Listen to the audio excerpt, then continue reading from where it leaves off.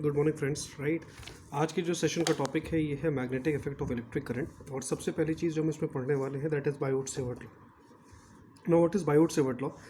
Biot-Savart law is used to calculate the value of magnetic field due to current carrying conductor. Now let us assume this is a current carrying conductor.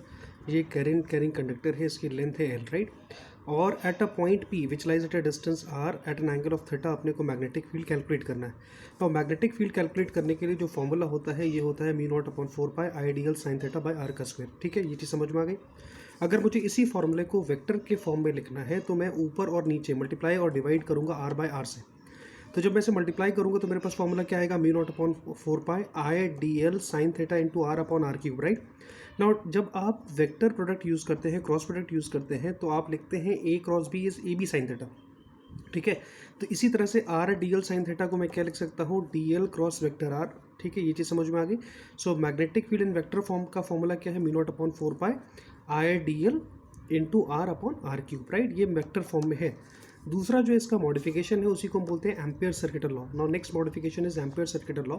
Now what is this law about? This law states that magnetic field around any close conductor is μ0 times the total current passing from that loop, right. ये चीज़ समझ में आ गई, समझ में आया। Ampere circuital law से हम क्या निकालते हैं, मैग्नेटिक फील्ड निकालते हैं, राइट। मैग्नेटिक फ्लक्स आप निकाल सकते हो passing from a close surface is μ0 times the total current passing from that loop, right.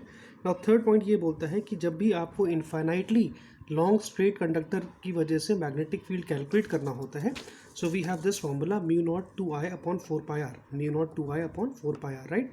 Now ये 2 से ये 4 कैंसिल आउट हो जाएगा तो हमारे क्या मिलेगा, हमें मिलेगा μ0 I/2r, μ0 I/2r, right. Now next part, fourth point ये कह रहा है कि अगर अपने को मैग्नेटिक फील्ड कैलकुलेट करना है, magnetic field at a point along the axis of a circular coil, along the axis of a circular coil, right. So how to calculate magnetic field? What is the formula, μ0/4 pi 2 pi ni r square upon r square plus x square raise to the power of 3/2। तो देखिए, जब भी आपको circular coil की वजह से magnetic field calculate करना होता है हम ये फॉर्मूला लगाते हैं। अगर मुझे सेंटर पर मैग्नेटिक फील्ड निकालना है तो उस केस में x की वैल्यू आपकी क्या हो जाएगी, 0 हो जाएगी। सॉल्व कर लेंगे, आपका आंसर आ जाएगा। ठीक है, अगर मुझे मैग्नेटिक मोमेंट के टर्म में निकालना है तो फॉर्मूला क्या होता है, μ0/4 pi 2m अपॉन r का square plus x square raise to the power of 3/2। So ये जो फॉर्मूला है ये in terms of magnetic moment है। मैग्नेटिक मोमेंट आपको पता है, इसका फॉर्मूला होता है it is a product of current into area, it is a product of current into area, right. ये चीज़ समझ में आ गई। Now fifth point states that कि अगर आपको मैग्नेटिक फील्ड निकालना है ड्यू टू एनी लूप और an arc, so the formula is μ0/4 pi I into L by R का स्क्वायर, राइट। I/5 स्क्वायर होता है, यहाँ पर 5 होना चाहिए, I/5 का स्क्वायर। नाउ सोलेनॉइड की अगर हम बात करें तो सोलेनॉइड और टोरॉइड ये दो चीज़ें होती हैं बेटा, और ये इलेक्ट्रोमैग्नेट के अंदर आते हैं।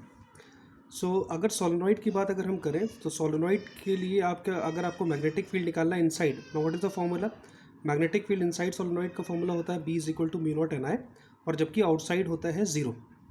इसी तरह से टोरॉइड की अगर हम बात करें तो टोरॉइड के केस में आउटसाइड अगर हम बात करेंगे तो आउटसाइड टोरॉइड की वैल्यू 0 होती है, जबकि इनसाइड मैक्सिमम होती है। और कितनी होती है, ये होती है μ0 2ni/4 pi r, μ0 2ni/4 pi r। चीज़ें क्लियर हो गई, सबको समझ में आया। Now what is magnetic field? अगर हम जनरल मैग्नेटिक फील्ड की बात करें तो मैग्नेटिक फील्ड होता क्या है, मैग्नेटिक फील्ड का मतलब होता है ये वो रीजन होता है, magnetic field is defined as a region around a current carrying conductor और a bar magnet in which you bring another conductor और a magnet experience a force of attraction और रिपल्शन। इसको हम शो करते हैं by letter capital B. ठीक है, clear हो गया, ये चीज़ समझ में आ गई। ना इसका पार्ट सेकेंड देखिए, नेक्स्ट इंपॉर्टेंट चीज़ है और नेक्स्ट इंपॉर्टेंट फॉर्मूला है, दैट इज 8th पॉइंट है ये, force acting on a charge particle placed in uniform magnetic field. अब हम क्या निकालेंगे, force acting on a charge particle placed in uniform magnetic field. Now when a charge particle is placed in uniform magnetic field, what is the formula, F is equal to QVB sine theta, F is equal to QVB sine theta, right. ये चीज़ clear हो गई आपको। अच्छा, यहाँ पर Q क्या है, चार्ज है, V वेलोसिटी है, B मैग्नेटिक फील्ड है, थीटा, थीटा क्या है, theta is the angle of inclination with the velocity vector and the magnetic field vector. Now एक चीज़ ध्यान रखना बेटा, डिपेंडिंग अपॉन द एंगल हमारे पास पाथ अलग अलग होता है। अगर ये एंगल होगा 90 डिग्री तो उस केस में आपका सर्कुलर पाथ होगा, charge particle circular path trace करेगा। और जब charge particle circular path trace करेगा तो आप वहाँ पर रेडियस भी निकाल सकते हैं। जैसे सर्कुलर पाथ ट्रेस करेगा तो फोर्स कौन सा लगेगा, सेंट्रीपिटल फोर्स। सेंट्रीपिटल फोर्स क्या होता है, F is equal to mv²/r, और इसको हम किससे इक्वेट कर रहे हैं, हम इसे इक्वेट कर रहे हैं QVB sin थीटा से। तो R की वैल्यू आ जाएगी R is equal to mv/bq, R is equal to mv/bq। Now next point है कि force acting on a straight conductor, right, force acting on a straight conductor. If I want to calculate force acting on a straight conductor, what is the formula, F is equal to BIL sin theta. What is B, magnetic field, I यहाँ पर current है बेटा, L length है, और sin theta क्या है, sin theta angle है। ठीक है, चीज़ें समझ में आ गई। तो हमने यहाँ पर तीन चीज़ें सीखी, force acting on a charge particle, F is equal to Q into E, force acting on a charged particle placed in uniform magnetic field, what is the formula, QVB sin theta, force acting on a straight conductor, formula क्या होता है, F is equal to BIL। तो ये चीज़ सारी clear हो गई। Now next point बेटा देखिए, अगर आपके पास ये 10th पॉइंट है, इफ़ वी हैव 2 वायर्स और दोनों वायर के अंदर करंट जा रहा है, अगर मुझे force per unit length calculate करना है तो फॉर्मूला क्या होगा, μ0/4π 2I1I2/r, 2I1I2/r, दिस इज μ0।